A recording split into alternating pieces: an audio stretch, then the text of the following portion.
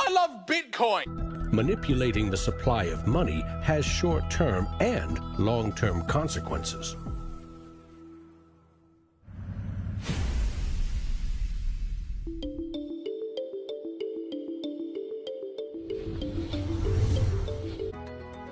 In 1913, bankers and politicians decided that it was in the country's best interest, and theirs, to have a permanent central bank. They created the Federal Reserve. Among its jobs, expand or contract the supply of a single national currency, the Federal Reserve note. The dollar was tied to gold, and strategic control of it would avoid booms that lead to busts. At least that was the plan. Then came 1929.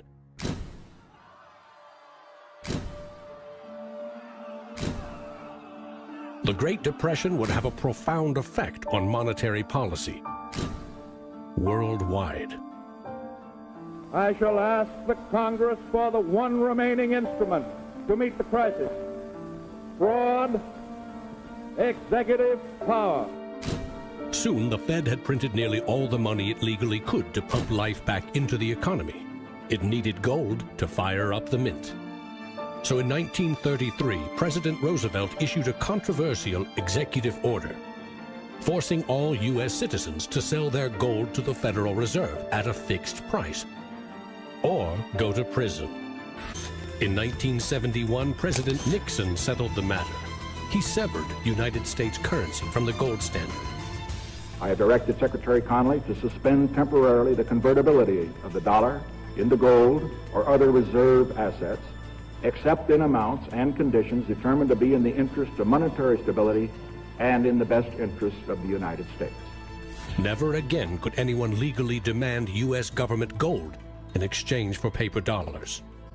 For better or worse, the dollar was now backed solely by the full faith and credit of the United States government. The wealthiest nation the world had ever known would bet its future on a single word: trust. What is the wealth of the nation? Well, the wealth of the nation is a gigantic hole of money that we owe to the rest of the world that is never going to be paid back. Today, the United States pays more than $400 billion in interest to its creditors every year. When a government spends more money than it collects in taxes, it simply borrows more, or it creates more. At one time, every piece of paper money was backed by gold. Remember, for every $20 bill, there was $20 worth of gold in a government vault. Not anymore. Today, governments create currency by first creating bonds or treasury bills. These bonds are sold in the market, generating funds for the government that issued them. Large banks buy U.S. bonds to flip them, selling them to the Federal Reserve at a profit. This is the magic money machine. You see, the Fed is America's central bank, but it doesn't have any money. No cash on its balance sheets. When a bank buys a bond and takes it to the Federal Reserve, the Fed simply says, "Thank you, Mr. Banker. Here's the principal and some profit." New money isn't exchanged. It simply appears on the bank's accounts. Magic. For 100 years and counting, the precise mechanisms of these bond purchases have remained a secret. Here's where it gets really interesting. The Federal Reserve is not a government agency. It's a private entity, and its shareholders are banks which earn a dividend. As much as $80 billion per year total are paid out to some of the very same banks that sell the government debt to the Fed. Which banks? Don't even bother asking. That's also a secret. In other words, the magic money machine answers to no one. The Fed also sets the bar for how much interest you pay for a car, home, or business loan. Manipulating the supply of money has short-term and long-term consequences.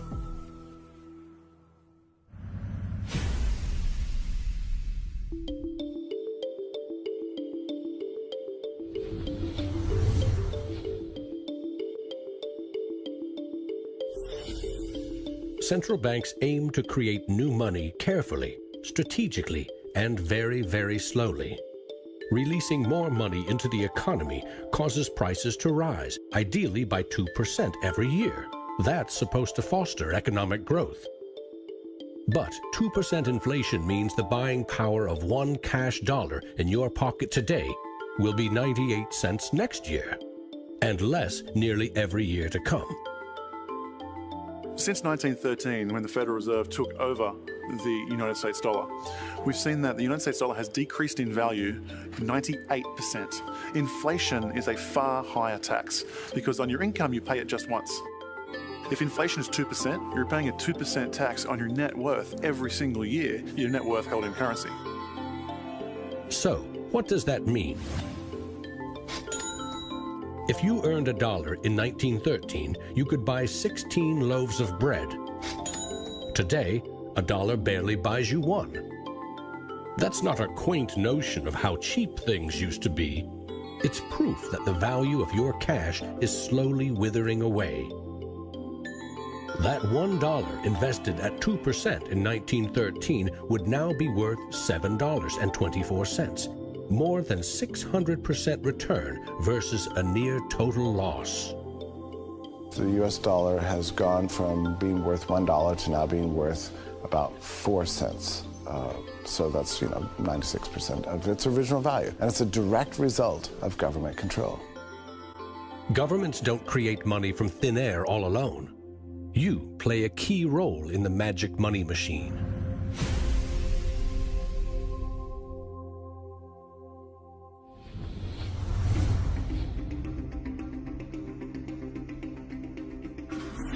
It's not really the central banks that are the problem. I mean, they're part of the problem, but the real problem is that we've given the power to create money to the same banks that caused the financial crisis. We put our paychecks and savings into a bank account and draw from it as we need it. The banks are custodians of our money. Right?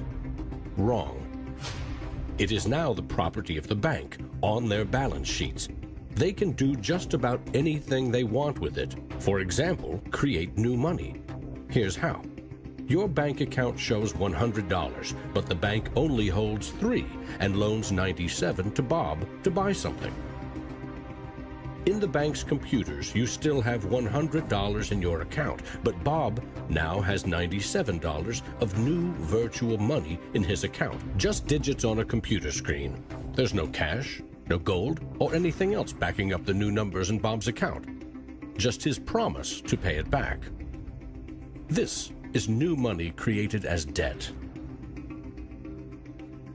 When those $97 are spent, say in a shop, the shop owner deposits into another bank, and it is lent out again and again and again. And each of these people have numbers in their accounts showing that they own this money.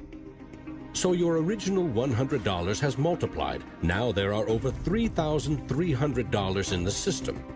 This process of loaning out far more money than a bank actually has as cash on hand is called fractional reserve banking. In the UK, 97% of the money that exists is just numbers in the computer system, and those numbers are created by the banks. Banks earn untold billions in interest every year by creating and lending virtual money. What's more, banks don't even need your deposit to create new money. If they consider someone credit-worthy for a loan, they can put new magic money into his or her account and start charging interest. So reporters talk about Bitcoin as though it's the first digital currency. But actually we use digital currency every time you make a transaction through internet banking or through your bank card. Actually, it's not even just digital currency, it's digital currency that is created by the banks, essentially out of nothing. In other words, all new money is debt. This is the part of money creation that isn't taught in economics class.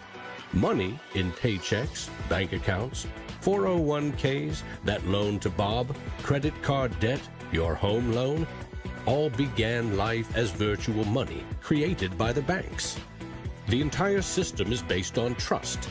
Trust in the bank's solvency. Trust in the debtor's ability to repay their debt. If all bank customers demanded just 3% of their deposits right now in cash, this run on the banks would reveal the truth. Almost none of that paper currency you think is in your bank account exists. It never did. History teaches that the most revolutionary and disruptive innovation nearly always comes from the fringe, not from corporate cubicles. True innovators see the world differently. They see the big picture, creating new products and entire systems that lead to new industries. Steve Jobs called them the square cogs in round holes. It's unsurprising that new innovations always come from a niche group of early adopters, because it is inherently very hard for many people to realize the benefits of new technologies. In 2011, most Bitcoin community people were either people from the technology space, the geeks and hackers, or people from the traditional financial industry. There are even some bankers and hedge fund traders using Bitcoinica at that time as well, which was really surprising to me. A radical new idea is often met with skepticism, ridicule, even hostility from those who stand to lose the most from its success. Case in point, the automobile.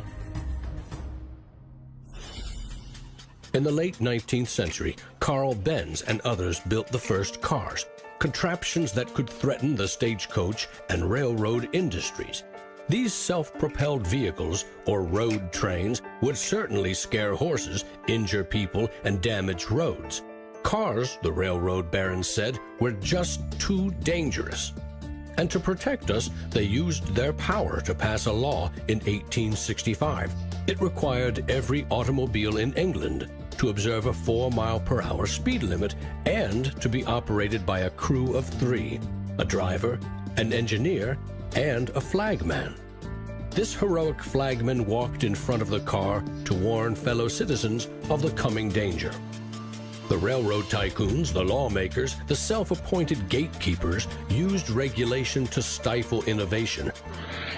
But they didn't invent the flagman. He's been around for a long time. For centuries, very few could read. Books were copied by hand. The people in control, political and religious leaders, wanted to keep it that way, and they greeted Johann Gutenberg's printing press with licensing laws, publishing bans, taxes. In some parts of the world, printing was a crime punishable by death. After all, they were just protecting us from dangerous ideas. Before the printing press, there were an estimated 30,000 books in all of Europe. 50 years later, there were 10 million. As Gutenberg's invention flourished, the Dark Ages withered. Progress couldn't be stopped. But the flagman never stops trying. His masters set him loose on each of these innovations because they threatened someone's profits, someone's control. But remember, this is a story about money. What if a technological innovation allowed anyone in the world to be their own bank? To create a currency free from taxes and banking fees?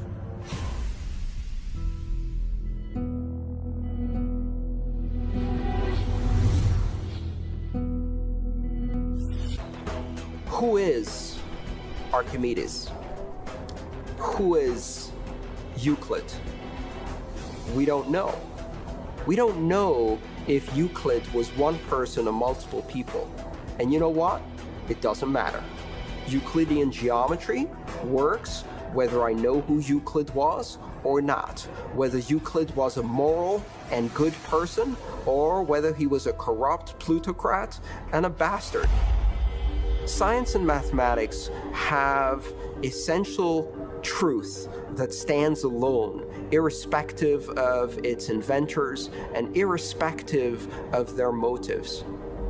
Well, Bitcoin is a system based on mathematical truths, and these mathematical truths stand alone. We can read the source code in Bitcoin and understand it, and it will be true whether Satoshi Nakamoto is a man, a woman, a collection of individuals, a government agency, or aliens from the future. Bitcoin is digital currency and computer software. Capital B Bitcoin is the shared code that creates a global payment network using computers connected to the internet. Bitcoins are virtual currency, digital money created, stored, and exchanged on that network. But unlike virtual dollars created by a banker, this new currency was created with math by an anonymous inventor. Bitcoin is an open-source software protocol like much of the code supporting the internet and email. Open source means anyone, everyone, can use the protocol. No one person or company can control it. Every change to the software is public, open, and transparent. The code was first developed by Satoshi. Then there were dozens, now hundreds, of programmers constantly collaborating to improve Bitcoin's features and security. So what makes Bitcoin a breakthrough? It tackles an ancient human dilemma and solves a computer science problem. Any shared information or data can be flawed, corrupted. Anything can be faked. How do we know that what we're receiving can be trusted? In our traditional mindset, it's very important to know who is behind this currency because their reputation is significant in knowing that our funds and the true wealth is actually safe. In finance, we rely on trusted third parties like banks, credit card companies, remittance services. They keep track of money as it moves from one account to another, and they charge us handsomely for it. We trust that their digital ledgers of credits and debits balance. A financial system that cuts out these middlemen could be faster, cheaper, and more secure. But Bitcoin is digital. Music and movies are easily pirated, copied, stolen. How can a digital currency retain value if anyone can make 1 million copies? The answer is at the core of Satoshi's invention.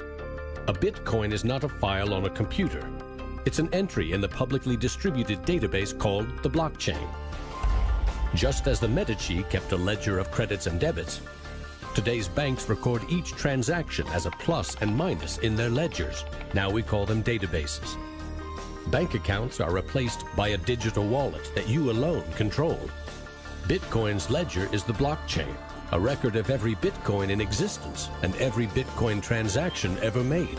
It always balances because no Bitcoin ever leaves it. When a Bitcoin is sent from one digital wallet to another, what they are really sending is control over that part of the database. Code that is a unique key for the new owner. As the network processes transactions, it constantly synchronizes the one ledger across the global network. Each computer or Bitcoin miner has a complete and identical copy. And because the blockchain is public, it cannot be controlled by any one person or computer. Owners of the Bitcoin mining computers are rewarded with new Bitcoins for processing transactions and keeping the network secure.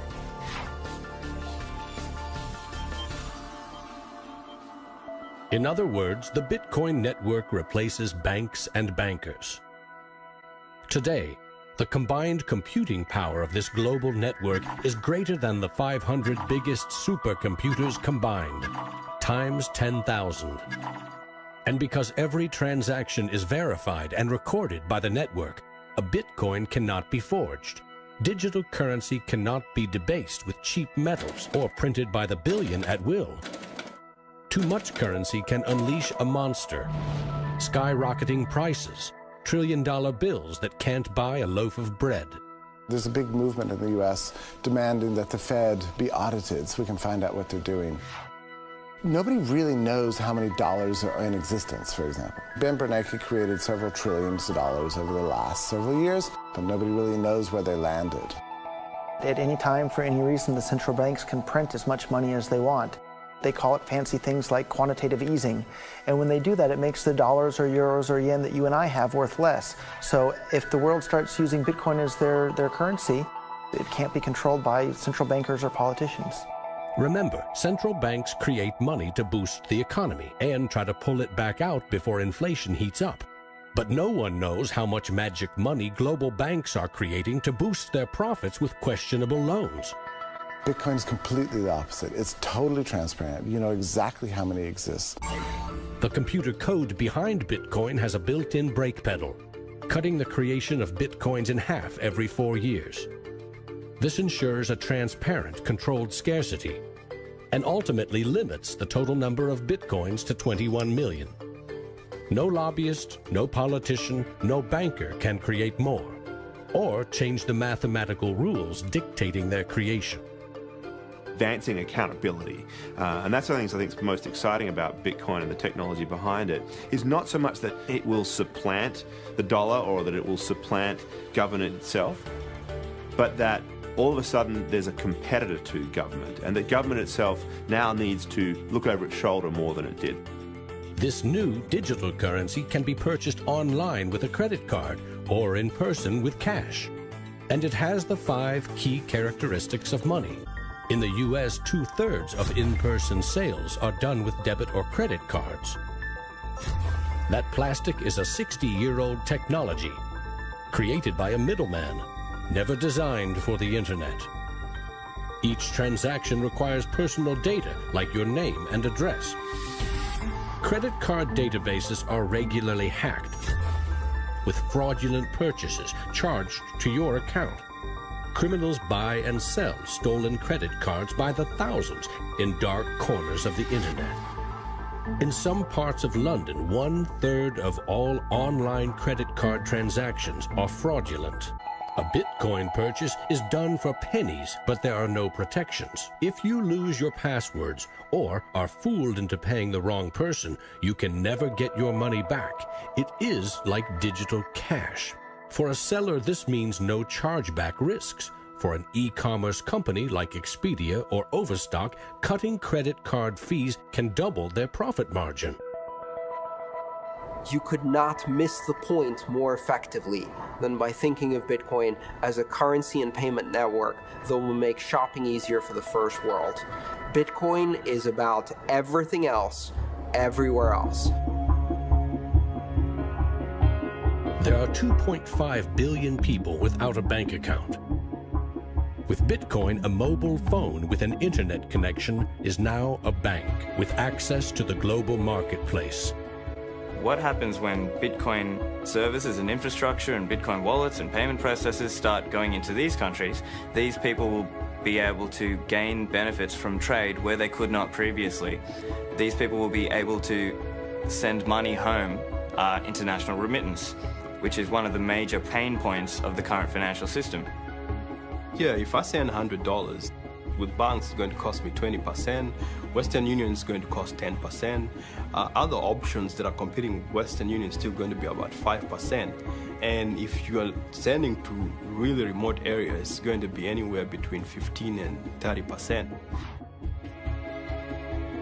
So in terms of money remittances, it's going to be a game changer using Bitcoin. You do not need a bank account. You just need an internet connection and a wallet to get set up. It's a tool to give people an access into the global ecosystem and give them a promise for an economic future, and specifically provide a way for them to not be dependent on a government that could shut down their bank accounts or even could go into their bank accounts and take out finances. An international wire transfer can take up to 4 days. Yet the internet allows us to instantly and globally share text, pictures, videos, anything digital. Why not money? Money, which we now know only exists as digits in a bank's database. With Bitcoin, you can send $1 or $1 million worth of value anywhere in the world. You can do it for free, or you pay the Bitcoin network fee, which is still just around a penny. And there's nothing that the big banks or politicians can do to stop it. A cryptocurrency that can only be created and transferred with computer networks may be the next step of the digital revolution. A lot of people want to criticize Bitcoin for being used for illegal things or illicit things, but if you look at it, the most popular currency in the entire world for doing bad things is the US dollar. If you think of Bitcoin as a platform instead of a currency, then you really begin to see the potential it has. The ledger, which cannot be forged, it cannot be changed, and is universally accepted, is genius. There will be Bitcoin technology forever, and it'll have applications for years to come. Creating a secure global payment system may just be the beginning. Patents, contracts, land titles, proof of ownership can be baked into Bitcoin, securely held in the public ledger. I read up more about Bitcoin, I played with the source code, I built some things that I realized this is actually a very, very powerful protocol. It's not just a currency, but it's actually programmable money. The digital age has fundamentally changed the world. We have embraced digitized music, film, medical records, communications, the internet. The free exchange of information and currency can fuel revolutions, help in a disaster. But our money is shackled to the 20th century, manipulated by governments and banks. The champions of Bitcoin ask us to imagine payments without a middleman, investments without a broker, loans without a bank, insurance without an underwriter, charity without a trustee, escrow without an agent, betting without a bookie, record keeping without an accountant, global, secure, nearly instant, and free. Is it fantasy or the future of money and commerce?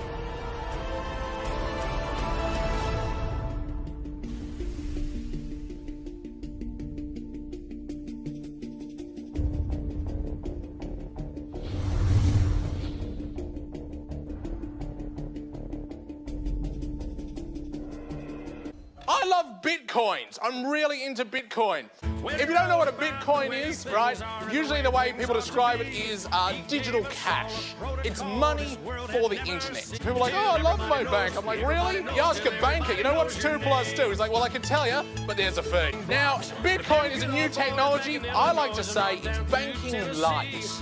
All of the convenience, none of the evil.